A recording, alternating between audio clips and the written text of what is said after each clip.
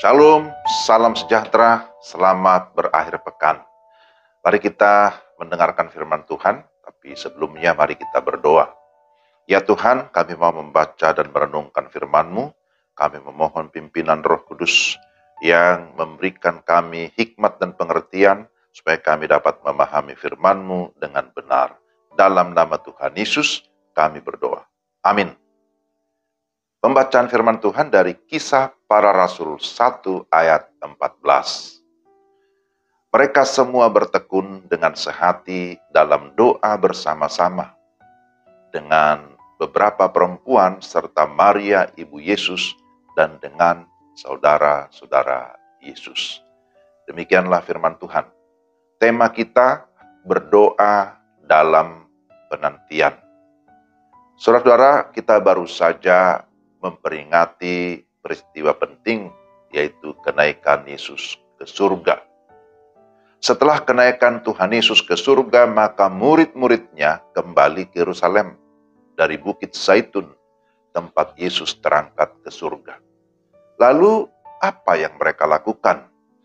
Ayat 13 menyatakan bahwa setelah mereka tiba di kota, naiklah mereka ke ruang atas tempat mereka menumpang.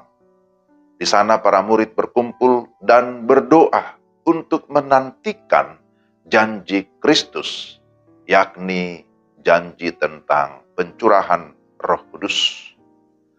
Dalam Alkitab, doa merupakan ibadah yang mencakup segala sikap rohani manusia dalam hubungannya dengan Allah. Doa merupakan perbuatan tertinggi yang dapat dilakukan oleh manusia dalam persekutuannya dengan Allah. Maka melalui bacaan kita ada beberapa prinsip yang penting yang harus kita pahami, yakni yang pertama, berdoa dengan keyakinan akan janji Tuhan. Murid-murid berkumpul dan berdoa karena mereka meyakini janji yang sudah disampaikan oleh Tuhan Yesus.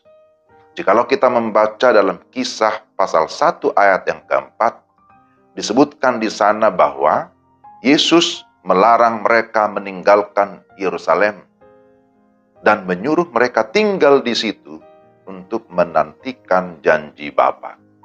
Hal ini berkaitan dengan pencurahan atau turunnya Roh Kudus yang biasa gereja peringati sebagai hari Pentakosta.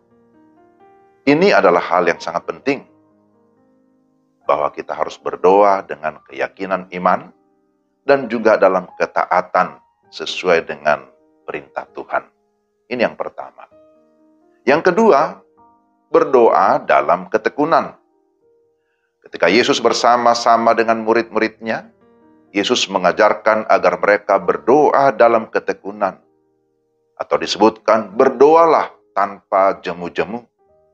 Seperti diajarkan melalui perumpamaan tentang hakim yang tidak benar. Kalau kita baca dalam Lukas 18 ayat 1-8. Pengajaran itu memotivasi murid-murid itu bersungguh-sungguh di dalam doa. Bertekun artinya terus-menerus atau bersifat konsisten. Bertekun dalam doa pada akhirnya haruslah menjadi lifestyle, gaya hidup atau kebiasaan yang positif bagi para murid dan juga bagi kita sebagai orang-orang percaya. Ya tentu saudara dan saya juga adalah murid-murid Kristus.